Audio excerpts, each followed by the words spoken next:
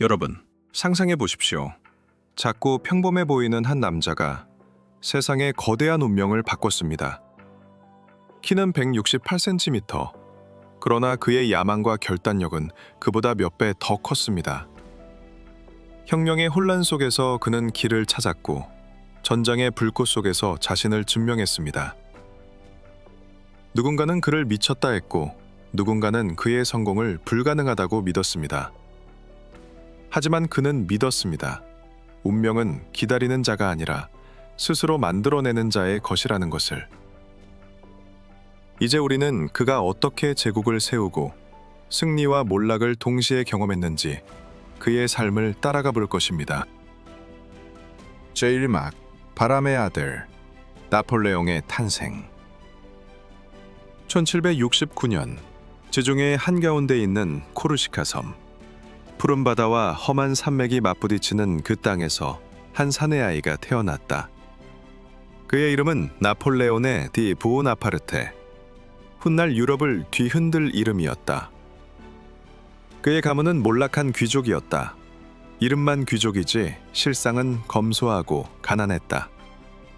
그의 아버지 까를로는 이상주의자였고 프랑스의 통치 아래 들어간 코르시카의 현실을 누구보다도 괴로워했다. 어머니 레티치아는 강인했다. 폭풍이 몰아치는 날에도 아이를 업고 밭을 갈 정도였다. 그녀의 강단과 절제된 품격이 훗날 나폴레옹의 기질을 빚었다. 소년 나폴레옹은 일찍부터 외로움을 알았다. 프랑스 본토로 유학을 떠나기 전까지 그는 코르시카의 흙냄새 속에서 자신만의 세계를 만들었다. 책을 읽고 하늘을 올려다보고 세상은 왜 이렇게 불공평한가를 묻곤 했다. 10살이 되던 해 그는 프랑스 본토로 향한다. 부르봉 왕조의 군사학교에 들어가기 위해서였다. 그곳에서 그는 처음으로 이방인이 된다. 짙은 이탈리안 억양, 어눌한 불어, 낯선 표정들. 교실마다 복도마다 그를 비웃는 시선이 따라붙었다. 그는 묵묵히 참았다. 언어 대신 칼로 말하겠다고 다짐했다. 그리고 칼보다 더 날카로운 지식을 갈기 시작했다. 잠들지 않았다. 모두가 불을 끈 밤에도 그는 촛불을 켜고 책을 폈다. 수학, 역사, 전술, 고전, 모든 분야의 책을 파고들었다. 그의 친구들은 그를 조용한 폭풍이라 불렀다. 그는 늘 말했다. 나는 단 한 번의 기회를 기다린다. 그 기회가 오면 세상은 내 이름을 외치게 될 것이다. 그는 그때부터 이미 알고 있었다. 자신이 평범한 인생을 살 운명이 아님을. 소년의 눈빛은 늘 전쟁터를 향해 있었다. 그에게 세상은 족과 아군으로 나뉘었고 삶은 끊임없는 정복이었다. 하지만 그가 처음 마주한 세상은 냉혹했다. 신분의 벽은 높았고 코르시카 출신이라는 이유만으로 그는 장교로 승진할 기회조차 얻기 어려웠다. 그러나 그는 결코 불평하지 않았다. 그의 마음속에는 늘 하나의 문장이 있었다. 인생의 문은 남이 열어주는 것이 아니라 부순다.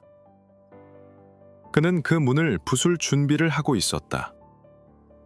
1785년 16살의 나폴레옹은 프랑스 육군사관학교를 졸업했다. 그는 통상 2년 이상 걸리는 과정을 단 11개월 만에 마치는 비범함을 보였다. 수학, 전술, 지리학에서 그는 동급생들을 압도했다. 교관들은 저 아이는 장차 전장을 통째로 개선할 것이다 라고 말했다. 하지만 그의 현실은 여전히 초라했다. 가난한 집안, 낮은 신분, 낯선 출신. 그가 얻은 첫 임무는 포병 소위, 남들이 꺼리는 자리였다. 그러나 그는 그 자리에서 자신만의 무기를 찾았다. 포병은 단순히 명중률의 싸움이 아니었다. 지형, 거리, 바람, 시간, 모든 요소를 계산해야 하는 냉정한 학문이었다.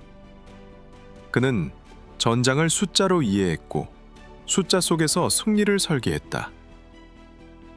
그때부터였다. 그의 두뇌는 전쟁의 수학을 품기 시작했다. 전쟁은 예술이 아니라 과학이다. 그의 생각은 기존의 장교들과 달랐다. 동료들은 그를 냉정하다 말했고 상관들은 그를 건방지다 했다. 그러나 시간이 흘러 그들이 감히 상상도 못했던 방식으로 그는 전장의 판도를 뒤집는다. 그 전조는 이미 어린 시절에 드러나 있었다.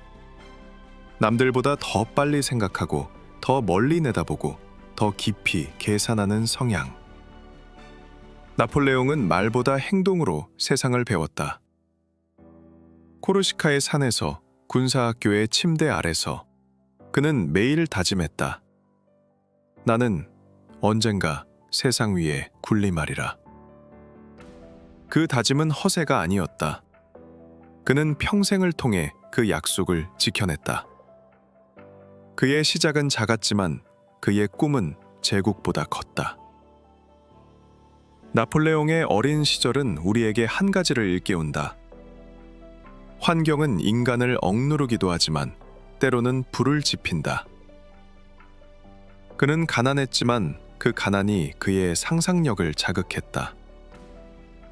그는 이방인이었지만 그 외로움이 그의 집중력을 키웠다. 그는 천대받았지만 그 모멸이 그의 자존심을 단련했다. 우리가 인생에서 겪는 어려움도 마찬가지다. 그것은 우리를 무너뜨리기 위한 시련이 아니라 새로운 각성을 위한 불꽃이다. 나폴레옹은 말했다.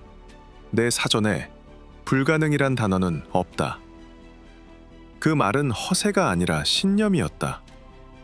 불가능이란 아직 시도하지 않은 상태를 가리킬 뿐이다.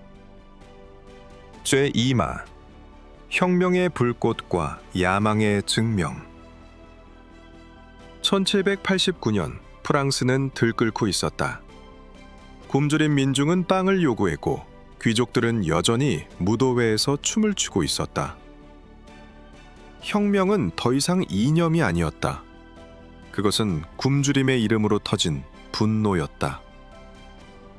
젊은 장교 나폴레옹은 그 폭풍의 한가운데 있었다. 그는 프랑스라는 거대한 배가 가라앉는 것을 지켜보며 자신의 운명이 그 파도 속에 있다는 걸 느꼈다. 그는 이미 알고 있었다. 혁명은 혼란을 낳고 혼란은 새로운 질서를 부른다는 것을. 그 질서의 중심에 자신이 설 것임을 그는 이미 믿고 있었다. 혁명이 시작되자 나폴레옹은 군의 한계를 넘어섰다. 그는 질서를 원했고 이념보다 현실을 봤다. 그리고 그 현실 속에서 천재적 감각으로 방향을 읽었다. 1793년 프랑스 남부 툴롱. 왕당타가 봉기했고 영국 해군이 항구를 점령했다. 혁명의 정부는 혼란에 빠졌다. 그때 한 젊은 포병 장교가 나섰다. 그가 바로 나폴레옹이었다. 그는 지도를 펼쳐놓고 말했다. 이 전쟁은 화력의 싸움이 아니다. 위치의 싸움이다. 그는 적의 방어선을 정밀하게 분석했다. 그리고 불가능해 보이던 포 진지를 재배치했다. 그는 포를 항구 가까이 끌어와 영국 함선을 직접 조준했다. 모두가 미쳤다고 했다. 그러나 포탄이 불을 뿜는 순간 역사가 바뀌었다. 그날 프랑스는 툴롱을 되찾았고 나폴레옹은 단숨에 혁명의 영웅이 되었다. 그는 장군으로 승진했다. 하지만 승진보다 중요한 것은 시선이었다. 이제 프랑스 전체가 그를 주목했다. 새로운 시대의 사내가 나타났다고. 그러나 그는 들뜨지 않았다. 그는 언제나 침묵 속에서 움직였다. 그의 눈은 이미 다음 전장을 향해 있었다. 운명은 준비된 자에게만 손을 내민다. 그의 삶은 그 문장을 증명했다. 프랑스는 여전히 혼란스러웠다. 혁명은 귀족을 무너뜨렸지만 그 자리를 채운 것은 이상이 아니라 혼란이었다. 정치인들은 자리 다툼에 몰두했고 군대는 명령 없이 흩어졌다. 나라의 주인은 사라지고 오직 권력의 냄새만이 남았다. 그 혼돈의 한복판에서 나폴레옹은 조용히 부상했다. 그는 명령보다 행동을 믿었고 말보다 결과를 보여주었다. 그의 병사들은 그를 믿었다. 그는 늘 병사들과 같은 음식을 먹고 같은 바닥에서 잤다. 추위에 떨며 내가 더 춥다고 웃어 보였다. 그는 단 한 번도 군인들에게 죽어라 명령하지 않았다. 대신 함께 살자고 말했다. 그의 리더십은 단순했다. 그는 병사들에게 승리의 이유를 설명했다. 그는 전투 전에 늘 말했다. 우리가 왜 싸워야 하는지를 알면 우리는 이미 반은 이긴 것이다. 그 단순한 문장이 군대를 움직였다. 그리고 프랑스의 운명을 움직였다. 1796년 나폴레옹은 이탈리아 원정군 사령관으로 임명된다. 그때 그의 나이 26. 그 누구도 그를 믿지 않았다. 너무 어리다. 경험이 없다. 그런 말들이 쏟아졌다. 하지만 그는 달랐다. 그의 눈에는 이미 전장이 그려져 있었다. 이탈리아의 협곡, 산맥, 도시의 거리 하나하나까지 그는 머릿속에 완벽히 그려놓았다. 그는 전투를 수학처럼 계산했다. 적의 위치를 파악하고 지형을 이용하고 병참선을 끊는 순간을 정확히 예측했다.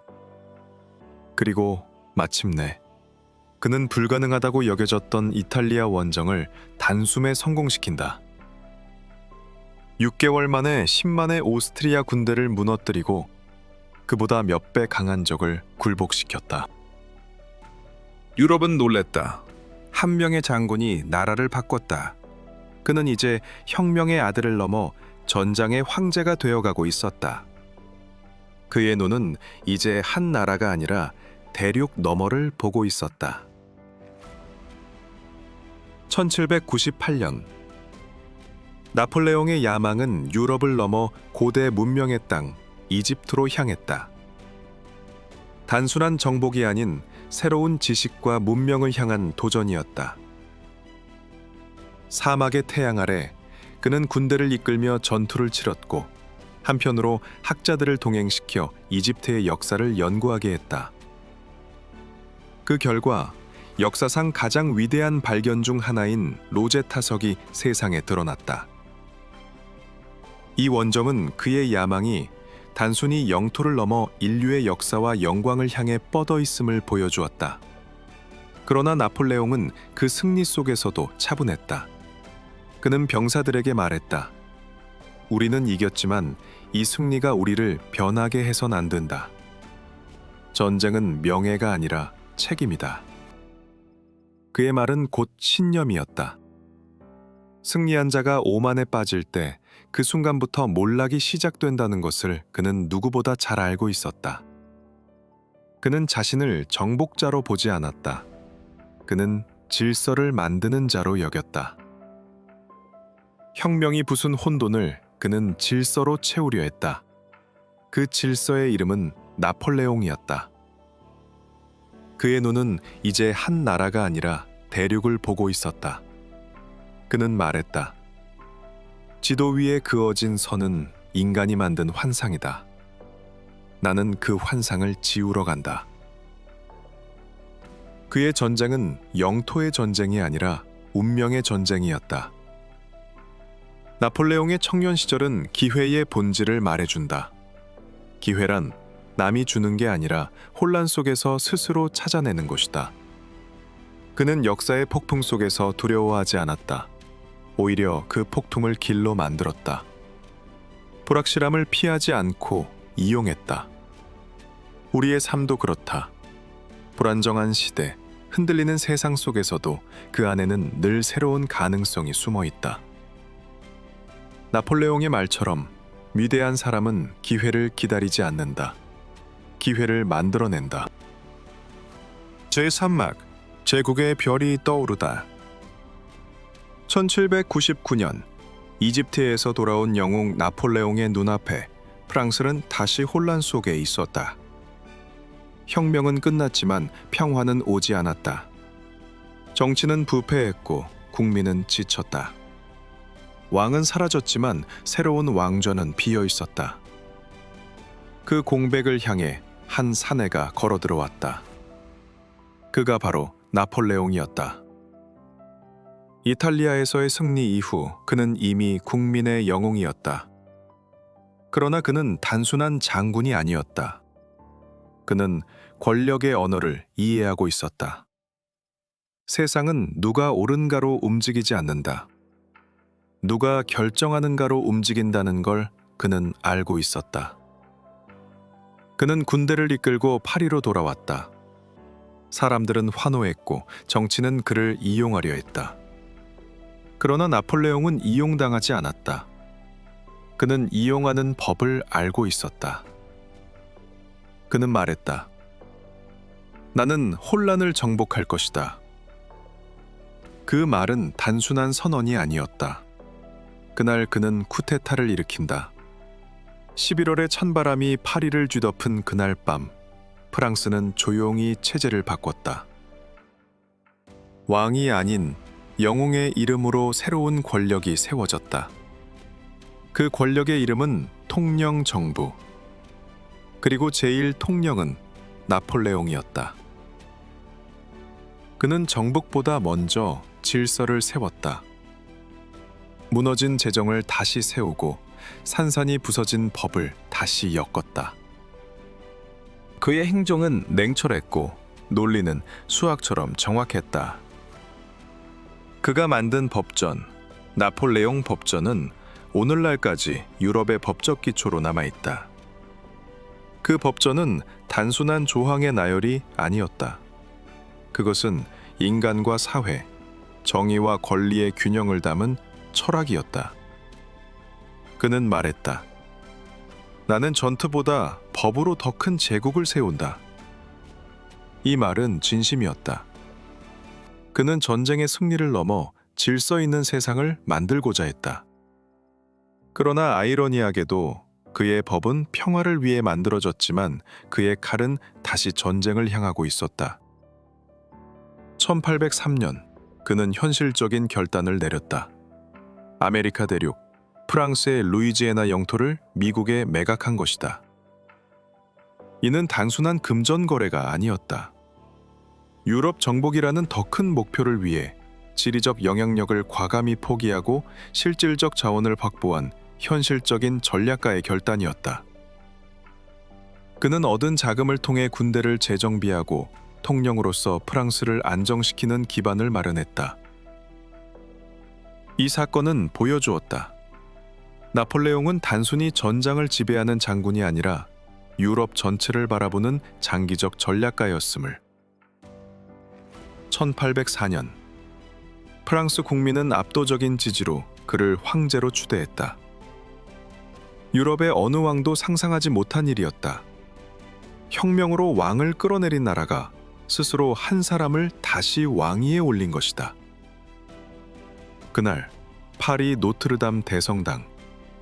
전 세계의 눈이 프랑스를 향하고 있었다. 교황 피우스 7세가 그의 권위를 축복하기 위해 자리했지만 나폴레옹은 예정된 순서에 따라 스스로 왕관을 집어들어 직접 자신의 머리에 씌웠다. 그는 말했다. 나는 내 운명의 주인이며 어떤 신도 나의 권위를 대신하지 않는다. 그 장면은 역사의 상징이 되었다. 세속 권력의 완전한 독립, 그리고 인간 나폴레옹이 신화가 되는 순간이었다. 그의 제국은 빠르게 팽창했다. 이탈리아, 프로이센, 오스트리아, 스페인. 유럽의 절반이 그의 깃발 아래 굴복했다. 그의 이름은 두려움과 경외의 상징이 되었다. 그는 전장을 계산했고 지도 위에 한 점도 놓치지 않았다. 그의 전략은 예술이자 과학이었다. 그는 병력을 이동시키며 마치 체스의 말을 다루듯 전장을 조율했다. 그의 적들은 그를 전장의 신이라 불렀다. 그의 병사들은 그를 황제 폐하라 불렀다. 그러나 그의 눈빛은 여전히 냉정했다. 그는 말했다. 나는 평화를 원한다. 그러나 영원한 평화는 무릎을 꿇은 자들에게서 나오지 않는다. 그의 평화는 언제나 전쟁 위에 세워졌다. 그의 천재성은 단순한 전술에 있지 않았다. 그는 인간의 심리를 꿰뚫었다. 그는 병사들의 자존심을 건드렸고 적의 자만을 이용했다. 전투 전날 그는 병사들에게 말했다. 오늘 밤 우리가 쓰러지면 내일의 프랑스는 없다. 그 한 문장에 군대는 다시 일어섰다. 그는 공포로 지배하지 않았다. 그는 존경으로 복종하게 했다. 하지만 동시에 그는 누구보다 외로운 지도자였다. 모두가 그를 우러러봤지만 그의 곁에는 아무도 없었다. 그는 매일 밤 승리의 보고서를 덮으며 이렇게 중얼거렸다. 정복은 쉬우나 마음은 다스릴 수 없다. 1807년 유럽은 완전히 나폴레옹의 것이 되었다. 러시아와의 전쟁을 제외하면 그를 막을 자는 없었다. 그는 말 위에서 세상을 보았다. 왕들은 그 앞에 머리를 숙였고 황제들은 그와의 조약을 청했다. 그는 세계의 중심이었다. 그러나 그 중심은 서서히 균열을 품고 있었다. 승리는 그를 절대자로 만들었지만 그 절대성은 그를 인간으로부터 멀어지게 했다. 그는 이제 지도자가 아닌 상징이 되어가고 있었다. 나폴레옹의 황제 주기는 인간의 능력과 한계를 동시에 보여준다. 그는 혁명의 아들이었지만 결국 자신이 무너뜨린 왕좌에 올랐다. 그는 자유를 외쳤지만 그 자유 위에 제국을 세웠다. 그의 성공은 우리에게 묻는다. 당신이 원하던 자리에 오르게 되었을 때 당신은 여전히 같은 사람인가? 권력은 인간의 진심을 드러낸다. 그리고 진정한 리더십은 자신을 잃지 않는 힘에서 비롯된다. 나폴레옹은 말했다. 왕관은 무겁다. 그러나 더 무거운 것은 양심이다. 대사막, 황제의 그림자, 승리의 끝에서 서서히 드러나는 균열. 그의 이름은 이제 나폴레옹이 아니라 황제 폐하라 불렸다. 온 유럽이 그의 발 아래 굴복했고 전장의 깃발은 언제나 삼색기로 물들었다. 그러나 승리의 함성이 가장 높을 때 패배의 씨앗은 이미 자라고 있었다. 파리, 1810년. 황제의 궁전은 찬란했다. 대리석 복도엔 금빛 촛불이 흔들리고 만찬장에는 귀족들과 외교관들이 줄을 이었다. 그런데 그 자리에서 나폴레옹의 눈빛은 조금도 웃고 있지 않았다. 그는 늘 모든 것은 내 뜻대로 되어야 한다. 그 신념이 이제 의지가 아닌 강박으로 변하고 있었다. 그의 머릿속에는 한 나라의 지도가 자리했다. 러시아. 아직 굴복하지 않은 단 하나의 제국. 그는 그곳을 손에 넣지 않는다면 세상은 자신을 완전한 황제로 인정하지 않을 거라 믿었다. 유럽의 중심은 파리가 아니라 내가 지배하는 대륙 전체다. 그가 그렇게 말했다. 1812년 여름 60만 명의 군대가 러시아로 향했다. 그랑다름에 역사상 가장 거대한 육군이었다. 하지만 그들은 몰랐다. 전쟁은 총칼로만 싸우는 게 아니라는 걸. 러시아의 겨울, 그 냉혹한 자연이 진짜 적이었다는 걸. 병사들은 얼어붙은 대지를 밟으며 걷고 또 걸었다. 식량은 줄어들고 말들은 쓰러졌다. 그리고 러시아군은 싸우지 않았다. 뒤로 물러나며 마을마다 불을 질렀다. 나폴레옹의 군대는 싸울 적조차 없이 텅 빈 도시와 제로 변한 들판만을 마주했다. 모스크바에 도착했을 때 도시는 이미 불타고 있었다. 그가 원하던 승리의 상징이 아니라 잿빛 절망의 바다였다. 그 순간 그의 눈앞에서 모든 것이 무너졌다. 황제의 이름, 황제의 자존심, 황제의 신화, 모두 눈보라 속에 묻혔다. 퇴가! 그 단어는 나폴레옹에게 패배 이상의 의미였다. 그것은 끝의 시작이었다. 수십만 명이 얼어 죽고 굶어 죽었다. 돌아온 병사는 단 2만 명 남짓. 그가 세운 제국의 중심이 서서히 갈라지는 소리가 들렸다. 그의 눈빛은 차가워졌다. 곁에 있던 이들은 하나둘 떠났다. 그의 마음속에는 오직 자신만 남았다. 그토록 믿었던 운명이 이제는 자신을 배신한 듯 느껴졌다. 나는 패배하지 않았다. 단지 운이 떠났을 뿐이다. 그는 그렇게 스스로를 위로했다. 하지만 역사는 안다. 그 말 속엔 오만과 두려움이 공존하고 있었다는 걸. 유럽의 왕국들이 다시 일어섰다. 프로이센, 오스트리아, 영국이 손을 잡았다. 그를 폭군이라 부르며 반격을 시작했다. 그는 여전히 말을 타고 전장을 누볐지만 그의 눈빛에는 예전의 불꽃이 없었다. 그는 더 이상 혁명의 아들이 아니었다. 제국의 왕좌에 갇힌 한 인간, 역사라는 무대 위에서 천천히 퇴장 준비를 하는 존재였다. 승리의 정점에서 가장 먼저 무너지는 것은 적이 아니라 자신의 오만과 확신이다. 나폴레옹은 러시아 원정에서 단순히 적과 자연 때문에 패배한 것이 아니라 자신의 능력과 운명을 의심하지 않고 모든 것을 통제하려는 과도한 자신감 때문에 몰락했다.